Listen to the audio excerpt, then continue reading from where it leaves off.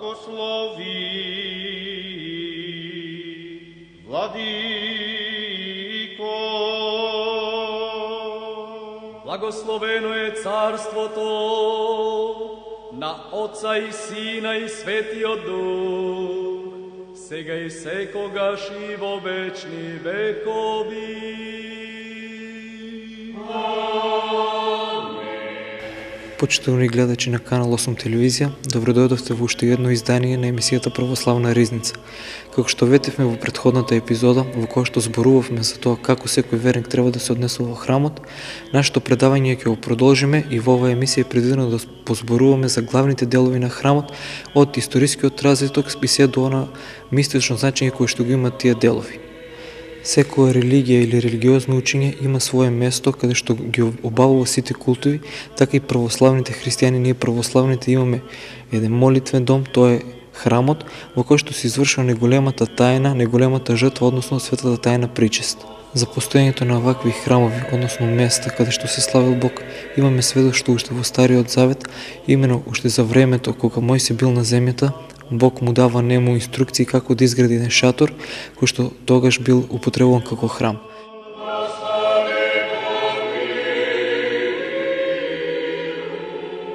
Заблаженејшиот архиепископ наш Охридски и Македонски Михаил, за честното свештенство. Во поглед на врската на новозаветниот храм и старозаветните богослужбени места, блажениот Симеон Солунски гледа праобраз на христијанскиот храм уште во жртвеникот на Авел, а жртвеникот на кој ги принесол своите жртви на Бога имал и Ное. Таков жртвеник подигнал и Авраам и тука го видел Бог. Јаков исто така од камењето осетил жртвеник и таму го видел Бога, а таквото видение уште појасно го имал и Мојсей.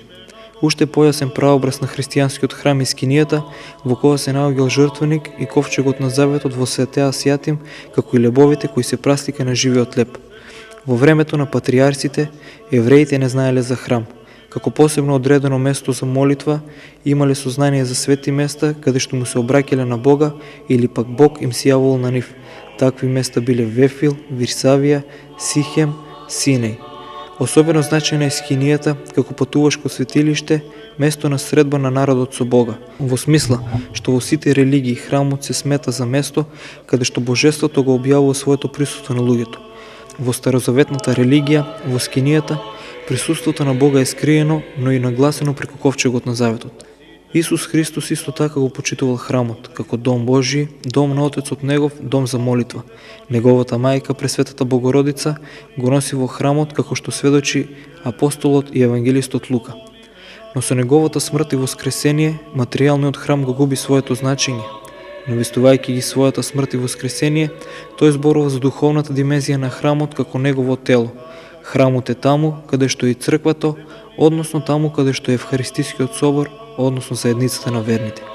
На тој начин доаѓаме до христијанското, новозаветно поимање на храмот, која добива својата смисла како храм црква, во устварувањето на Евхаристиската заедница како црква, односно тело Христово. Преку единството во Евхаристијата се примаат даровите од присуството на Бога во светот и на тој начин телото Христово, црквата, постанува нов храм. Всушност, секој христијанин представува храм Божи, бидејќи тој е член на телото Христово и неговото тело е храм на Светиот Дух. Светиот Марко Подвижник во храмот го гледа човекот како црква која созидал Бог. Телото е храмот, срцето е олторот, а личноста е свештеникот. Човекот како храм Божи ја врши својата литургиска служба преку дарувањето на нашите чувства и мисли на Бога. Тој принос го врши во својата внатрешна трпеза, во своето срце, каде што умот ја принесува својата жртва, односно молитвата. Според еден црковен писател, богослужбеното место се нарекува црква. Оваа двојна употреба на зборот црква, која значи христијанска заедница, но изграда каде што се почитува Бог, сам по себе укажува на функцијата и природата на православниот храм, да биде место на литургијата, место каде што заедницата на верните се остварува себе како црква Божја, како духовен храм. Следејќи го од Светото писмо односот на Спасителот Христос кон богослужбените места, ќе видиме дека тој се молил на Маслиновата гора, Гециманската градина, а Светата Евхаристија ја востанала во приватна куќа. По овој примери првите христијани, по востанувањето на Евхаристијата и послигувањето на Светиот Дух врз апостолите, се собирале на молитва во такви куќи. а и самиот Господ Исус Христос не им дал на апостолите посебни образувачки препораки каде да се молат и не определил особени места за богослужение. Значи и тие го следеле примерот на својот учител и најчесто се собирале на заедничка молитва да го прекршат левот во приватни куќи. Таквата пракса ќе се покаже како многу практична и отпосле, кога христијанството било жестоко гонето, а христијанските заедници биле прогласени за забрането општество, па им било полесно да се собираат тајно во приватни куќи, отколку во јавни и посебни определени објекти за молитва. Од тие причини, како први христијански храмови биле користени надгробните места заедно со надгробните згради, кои биле со посебен статут поред римското законодавство. Особено биле ползувани гробите на мачениците и на светителите. Слични такви места биле и катакомбите, кои почеле да се користат уште од првиот век, а особено во вториот и третиот век. Но со развојот на христијанското богослужение и култ се наметнува потреба од јасно дефиниран простор, кој ќе биде во функција на извршување на востановеното богослужение. Во почетокот се внимавало тоа да биде функционален простор за осветувачко делување на Христа. Дури отпосле, на целиот храм, поделените негови делови, како и на предметите и светите садови во него, им е дадено и символичко значење. Храмот, како Дом Божи, го прикажува целиот свет, бидејќи Бог е насекаде и над се, и представувајќи го тоа се разделува на три дела, бидејќи Бог е Троица. Тоа го представувале и разделените на три дела скинијата и Соломоновиот храм. Трите делови се пронаос, нартекс, наос и олтар.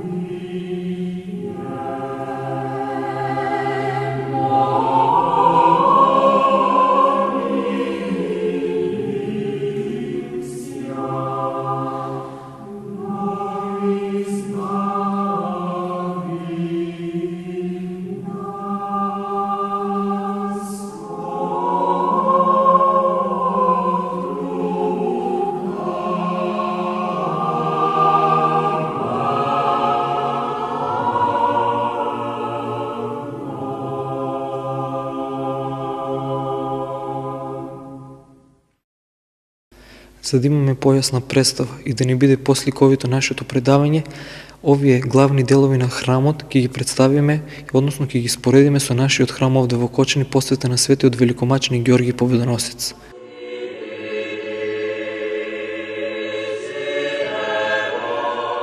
Храмот е од типот на тробродни објекти со полукружна апсида, со 3 куполи на централниот брод, како и затворен нартекс од западната страна. Делот помеѓу западната црква, низ која се влегува во црквите и лагета, се нарекува пронаос или припрата на црквата. Во старо време тука се наоѓала, а на некои места и денес се наоѓа, одесно во притворот крстилницата. Денес најчесто нема надворешен притвор, туку само внатрешен. Во тој дел од црквата денес стојат жените, поради што се и нарекува женска црква. Наосот е средниот дел од храмот. Името наос доаѓа од латинскиот збор навис, што значи брод, лаге. Како што веќе рековме, како што бродот ги носи и ги спасува од морските бури, оние кои се наоѓаат во него, така и оние што се во храмот, односно црквата, биваат спасени од бурите и искушенијата на животот.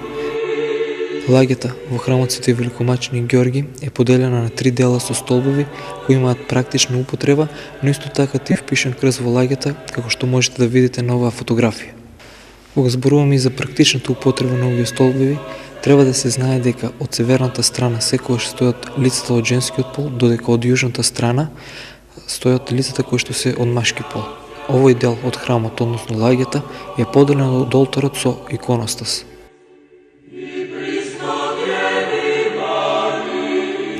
Во минатото, олтарот бил одделен од останатиот дел од храмот со обична железна преграда, на која што имало слики што досегнувале до градите. Царот Јустинијан го сменил изгледот на оваа олтарна преграда со тоа што и додал столпчиња со кои се одредени деловите од оградата и се делеле или пак се поврзувале, а просторот помеѓу нив го украсил со икони. Со време биле додадени и други икони и така се формирал цел ред од икони. На ова се дадал и втор ред, потоа трет и така се формирал денешниот иконостас. Иконостасот има 3 врати низ кои се влегува во олтарот, и тоа северна, средна и јужна. Средната врата се нарекува и царска, бидејќи за време на принесувањето на светите дарови од жртвеникот, на престолот низ нив поминува царот и Господ на небото и на земјата, за да стане хранен на верниците. Средната врата уште се нарекува и света, бидејќи низ неја смеат да влегуваат само лица кои што добиле осветување во тајната свештенство. Останатите 2 врати се нарекуваат ѓаконска или ангелска, бидејќи низ нив влегуваат и излегуваат ѓаконите кои ги представуваат ангелите. Во старата црква завесата служила да се скрие внатрешноста на олтарот од катехумените, покајниците, еретиците и незнабожците кои смееле да стојат во црквата да не ги видат свештенодејствијата што се извршувале во олтарот. На царските врати се слика благовештението на Пресветата Богородица. Од обете страни на оваа слика се сликаат 4 евангелисти. Во првиот ред од иконостасот, односно помеѓу царските и страничните врати, кон југ е иконата на Спасителот Исус Христос како пророк и учител, а кон север иконата на Мајката Божја. Во истиот ред десно од иконата на Спасителот се наоѓа иконата на Светиот Јован Претеча, а до иконата на Мајката Божја се наоѓа иконата на светителот или празникот на кого е посветен храмот. Во случајот кај нас стоја иконата на Светиот Великомаченик Ѓорги Победоносец. Ако храмот е посветен на Светиот Јован, тогаш до Богородичната икона, лево кон северната врата доаѓа иконата на светителот, кој што е најпочитуван од народот во тој крај. Во вториот ред на олтарските врати се поставуваат икони на 12 големи празници, и тоа според хронолошкиот ред од лево кон десно. На средината од овој ред е иконата со тајната вечера, за со неја да се означи она свештено дејствие што се служи при светата литургија во олтарот. Над царските врати, а под оваа икона во многу цркви се наоѓа платното на кое е насликана неракотворната слика на Спасителот, која Исус Христос му е испратил на едескиот цар Авгар. Во третиот ред се иконите на светите апостоли. Во средината од овој ред, на царските двери иконата на Спасителот како цар и правосвещеник, а покрај него од едната страна е насликана Мајката Божја, која е представена во молитва, и Светиот Јован Крстител од другата страна. Последниот и највисок ред ги прикажуваат старозаветните пророци, во чија средина е Мајката Божја, држејќи го во рацете Божественото дете. На вровот од иконостасот е иконата на распетието на Господ Исус Христос. Иконостасот се поставува во црквите не само заради украс и будење на побожноста на верниците, туку и заради тоа при причистувањето и осветувањето на даровите да не влегува никој во светиот олтар. Олтарот е најсветиот дел од храмот, бидејќи во него се служат најсветите свештенодействија. Најглавен и најважен дел од олтарот е светиот и чесен престол. Светиот престол се наоѓа во средината од олтарот, бидејќи Исус Христос, кој се принесува на престолот како жртва, го извршил искупувањето на средината од земјата. Чесниот престол е подигнат и има четвороаголна форма, бидејќи на него се служи безкрвната жртва за сите луѓе од четирите небесни краишта. Бидејќи светиот престол најпрво го символизира Христовиот гроб, се покрива, како и телото Христово, со едноставна бела покривка која се нарекува срачица, што од грчки значи кошула. Преку срачицата се става светла и што е можно поубава покривка. Светите реликви од мачениците или некои други светители се ставаат под престолот заради христијанскиот обичај од првите векови црквите да се градат над маченички гробови. На светиот престол понатаму има и литон, односно платно, што секогаш е искаено од лен, а во кое се покрива антимисот. Во илитонот се појава антимисот. Зборот антимис доаѓа од грчкиот збор антимис, што значи антиместо, и миса, маса. Тоа е обично свилено платно кое се слика од Христовото положување во гробот, на кое што при служењето на светата жртва се полагаат честните дарови. Понатаму на престолот се става рачен крст, со кој се благословува народот и без кој не може да се богослужи ниту едно литургиско свештенодейство или пак одред. Другиот крст кој има постолје и слика од Христовото распетие се поставува на челната средина од источната страна на престолот. Потоа, на светиот престол се поставува светото Евангелие, кое што го представува новиот законодавец, Господ Исус Христос. Во некои цркви, на четирите агли од престолот се подигнуваат 4 столпчиња, на кои што се поставува шатор во вид на топка, небо, кој што има за цел да го заштити престолот. Денес обично, во сите цркви на престолот се наоѓа кивот, ковчег, обично во форма на мала црква, во која што се чуваат осветените дарови за болните и за служење на литургијата на претходно осветените дарови, и заради ова истиот се нарекува дарохранителница. Источно од светиот престол, во средината од полукругот, покрај зидот на издигнатото место, се наоѓа горниот престол. На ова место седи епископот, додека се чита апостолот на светата литургија, со тоа представувајќи го Исус Христос. Во поголемите цркви, од двете страни на горниот престол се наредени споредни престори. Лево од престолот се наоѓа жртвеникот. Се нарекува жртвеник бидејќи на него се подготвуваат лебот и виното што ќе се принесат како совршена жртва на светиот престол. Жртвеникот ја представува пештерата или местото каде што се родил Исус Христос, како и гробот во кој што е погребен. Во предложението обично се наоѓа слика од распетието.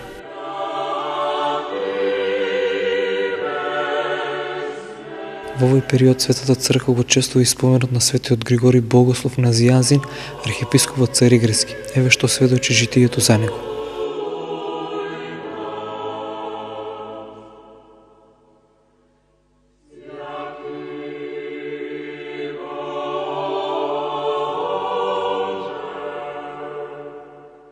Светиот Григорий Богослов е роден во Назијанс од татко Елин и мајка христијанка.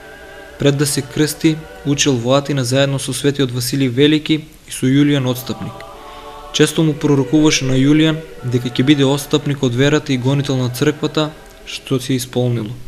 Врз Григорий особено влијаеше неговата мајка Нона. Кога го заврши школувањето, го прими светото крштение.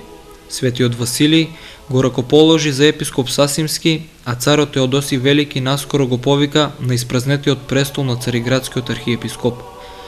Состави многобројни дела, од кои најславни му се теолошките, заради што и наречен богослов. Особено значено е неговото дело Беседа за Света Троица. Пишуваше против еретикот Македони, кој што учеше искривено за Светиот Дух, како Духот да е Божјо создание, и против Аполинари, кој што учеше искривено за Христос, дека немал човечка душа, туку дека неговото божество му било наместо душа. Пишуваше и против царот Јулијан Отстапник, неговиот некогашен школски другар. Во 381 година, кога во соборот настана расправија околу неговиот избор за архиепископ, тој се повлече самиот, откако рече: не можат да не лишат од Бога оние што не лишуваат од престолот. Потоа го напушти Цариград, отиде во Незијанс и таму до смртта поживеа во повлеченост, во молитва и во пишување корисни книги. Иако беше со слабо здравје цел живот, сепак доживеа 80 години. Моштите подоцна му ги пренесува во Рим, а главата му се наоѓа во Успенскиот собор во Москва. Беше и остана прекрасно светило на православната црква, како по кротост и чистотата на карактерот, така и по длабокиот ум. Се упокои во Господа во 390 година.